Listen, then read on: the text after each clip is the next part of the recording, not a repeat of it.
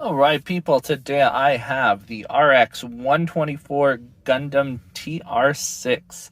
And if you don't know what that is, and don't worry if you don't, because I didn't, that is the Wondwort. Woundwort, Woundwort, something like that.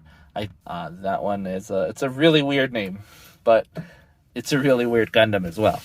So as you see here, this one has little tiny peg legs, like the Esposito from the 30-minute missions, that they're very, very delicately able to carry the weight of this thing. The really cool looking weapon that you see here is just way oversized and really cool. It reminds me of the Bullet Knight Lancer and Launcher. Let me go ahead and take that one off. See if I can do that real fast. I just take the hand off there. You see this very diminutive looking mobile suit here, and when I do size comparison, you'll see just how small it is. It's so cute. Such a small little thing, and just so awkwardly proportioned with these huge thighs and tiny little legs, little stumps of arms, and a tiny torso here. I don't know a lot about Titan's test team. You'll have to go to a lore video from Kakarot 197 or, something like that. There's a few of them out there that will tell you about the Titans test team. Me, I got this one because I like small things. I happen to think this one's very cute. And as you know, I build mecha model kits for the girl kits as well as Gundam and other science fiction stuff. So this one is right up my alley with this very feminine looking in appearance model kit. I think the Woundwort is a really fantastic looking mobile suit. But I will go ahead and start on some articulation. Now there's a lot to this one compared to some of the others that I have done. This is just a high grade model kit, so it's pretty small, but there is just a lot to it. So let's go ahead and get into it. The head is on a simple ball joint, able to rotate just like so. And then this part here is actually articulated as well. It can lean forward. These two can actually rotate on their axis. And then we move to the shoulders. So you have a very exposed looking joint here that moves back and forth. And then of course you can rotate this one at that axis. Right here as well, you can rotate the arm. And then the arm gets pegged into a hinge joint here, which is very unusual. You can move that one like so, and then you can move this one at that joint as well. And I'm sure that's for transformations because that's what this one is all about, the transformations. But I haven't really looked into that too deeply.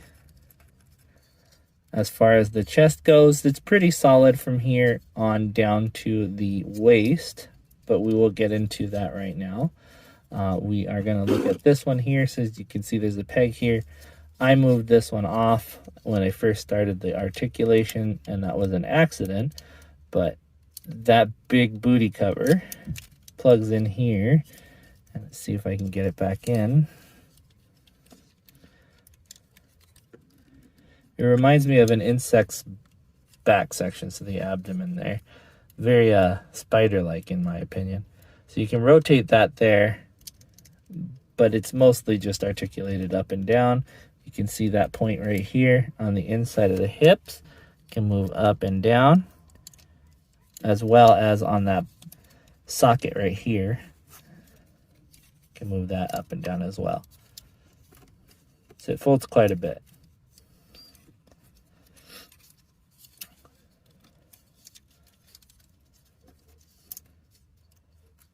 As far as the waist is concerned, remember I did say there wasn't much to it. There is a rotation at this point here. And then this section here also moves up and down. You'd have to take that apart in order to get that to function. So you can get this one and pull it off real quick. Oh man. Like so. That can move up and down as well. Oh man, my fingers are too big for this kit. Let's see if we can get this in here. There we go. So like so. Just the point of articulation that it does have. As you see here, this one moves up and down as well. It's pretty crazy what all articulates and what doesn't. This one gets plugged into here, and then this stays in.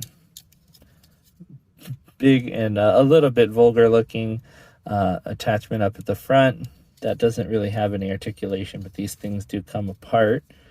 You can move that section up and down. Moving on to the legs, just a simple polycap that moves onto this. Let's see if I can get it out right here. That section does not move up and down. It's actually tied into that main section here that booty thing drops in and up and down on. This one actually is more articulated than the legs are. But moving on to the legs, as you see, there's a polycap in there. This one can rotate there like so. It can move up and down like so at the second portion of its articulation in here. And again, it can rotate like so. Crazy how much there is to this one. And then inside the leg is a double jointed articulation set here as well. There's also this one here, which you can use as a landing to stand on. So it's a wild and over-the-top look. And oh, it's a pegged wrist system, so they did include a point of articulation at the wrist. So you can move that up and down and then rotate the hand like so. And that's for the open hand as well as the grab hand, which is this one here. There's also lots of points of articulation on this one. I don't even want to get started, but let's go ahead and do it. So we have this one here. That's a joint there. So that's that one. And then right here is a whole setup to help hold that thing together on the Woundwort. You can see lots of points of articulation. There's a hinge here, and I think there's a polycap inside here that you move that. Yeah, okay, see, I can see it on the camera. You can rotate it a bit and then move it in and out like so. But right now it's supposed to be like this. With that thing out. And then that slides onto the hand. See if I can do that without popping. I already popped the backing plate of her hand on. So that is it for the articulation as far as the regular mode goes. There's another mode called claw mode that is here, and then it also transforms into, what is this one called? Claw mode and mobile armor mode. I'm not going to do those right now. Maybe one day when I feel up to it, I can take this apart and put those back together in that mode. I'm not going to do that right now. One cool thing, though, is that it does come with two different stands. They are those cheap ones that you get in a lot of these sets. They are the, what do they call them? Screwless stands. They do work really well with some of these kits. This one in particular is a little iffy at best of times, so I'll probably put it on right now and show you guys what that looks like. Let's see, hold on. So obviously this is a really weird, really strange kit. Let me put this hand together. I was trying to pose it with the gun. It doesn't want to cooperate with the hand. I'm going to have to figure something out on that one separately because it's being a real pain in the butt. But maybe I'll just get a different hand set up. But as far as posability, this thing's pretty good. A lot of these joints are pretty exposed and able to be, taken advantage of in such a way that you can pose it in a lot of different ways. So it is a really cool thing to play around with. I happen to really love it. It's so weird, though. That's the thing that, you have trouble getting past, that it's an oddball, and that's okay. There's nothing wrong with being an oddball. It's just, it's a funny looking guy. Very feminine looking as well. I enjoy that. I like the way it looks with the open hand. It's pretty cool. I'm going to pose this in such a way that I can get a size comparison for you guys. Actually, before I do that, I forgot to mention there are a lot of extras, and like I said, there are 2 different modes that you use this with. So there's claw mode and mobile armor mode. I don't know if it uses any more of these polycaps, but they give you about 500 of them, so you are able to use some of those if you wanted to. Again, another one of these, so that you get 2 of those total. Some parts to make that thing look like the mobile armor that it's supposed to be. I didn't take them off the tree, obviously. There's some wing looking things. Some of the weapon parts convert with those. The other set of wings for the other side. And that part there. Not sure what that one's for. Like I said, I didn't clean them up off the sprues. Obviously, they're still there. You get an open hand for the other side, and you get a weapon holding hand for the other side as well. Where are the stickers? Here you are. These stickers here, let's see if you flip them over, for the Omeka and the Titans test team little insignia. See if I can get that to zoom in or focus properly. But yeah, see, it says Titans test team and for the Wondwort. Now let's go ahead and move into size comparison. Here is our GBN base Gundam. Hopefully I said that right the first time. These are both in 1/144 scale. She does look a little taller, but remember she is on her tippy toes essentially. The foot is a little weird, so it does look a little strange having her stand like that. Here is the Alto from the 30-minute mission series, also in 1/144 scale. Tall and lanky is no object to the 1/100 scale Jinrai from Frame Arms. Would you consider the Woundwort to be a Mecha Musume? Architect seems to think so. She is from the Frame Arms Girl series in roughly 1/12 scale. The Mecha Musume does mean like mechanical beauty, so I think that counts. Our very small representative from the Hexagear team, this is Nero in 1/24 scale. I'm not sure if the Titans had anything to do with the development of the Alex Gundam. I'll have to look that up.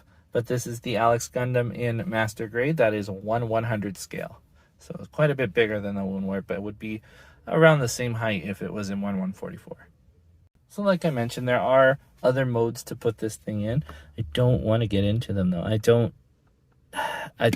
going to be a hassle. I have to cut those things off. I have to clean up the sprues, the nub marks, and I already don't like how delicate this thing is. So that is one of my complaints, my opinions here. I think it's such a cool looking kit, but you saw how much trouble I had just posing the weapon with her. This thing is over the top, large, and in charge. It's a beast of a weapon at the best of times, and then with her tiny frame, those little arms, and balancing it, it's just not going to be fun. That said, I think everything that's here is really cool. And like I mentioned, it does remind me of the Bullet Knight series from the Megami device. I'll put a picture of them up here so you can see the massive lance and cannon that they use. It's also dwarfing them in terms of size. It's quite a bit taller than the Woundwort is. As far as price, it was pretty reasonable at $22 or $23 on Premium Bandai. Of course, it does have that shipping fee attached to it, but if you get it with other things, that isn't so bad. And we are lucky enough to get that one multiple times last year on P Bandai, because at one point I didn't have the money to buy all of the things I wanted, but I managed to pick her up later. So finally I ended up with the Woundwort, and I'm very happy I did. They did have a clear version of this one as well. I opted not to get that one. There's also a Cycle Blade version, which is in black, I think, and has a really cool head setup that's completely different than this one. And then I believe there's also a Titans color version of this one as well, so it's going to be in blue. I might be mistaken on that one. Someone will have to correct me in the comments if that's not so. Quite probably it's not. I don't know, though. That said, this one is the P Bandai version that came out last year, and that came out early this year, and I definitely just snagged it up. I didn't care which version it was. I was even tempted to get the clear one and just paint it because I wanted this one so bad. It's just such an oddball. I needed it. So you might need it too, and you would be able to find something like this online for not terribly expensive. Like I said, $23, $24, something like that. It wasn't a lot. Plus the shipping for P Bandai was $10, so you figure if you're just getting that, it's $30. Not terrible in price. It's not great. It's not huge. It's not over the top or, beautiful, but it is. It's a weirdo. It's something that, it would stand out on your shelf. I definitely want to get a better stand for this one. The little cheesy one that it comes with isn't the best, but it is something, that it comes with it for free, so that's nice. I don't know what the mobile armor mode looks like. Let me see. There's a picture of it.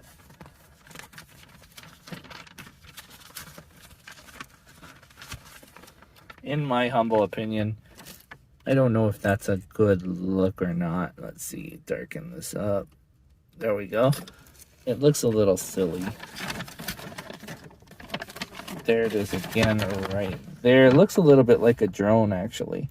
So I think it just combines that back section with the legs going backwards and that big gun. That might be actually the crotch section. If that's the case, it's very strange.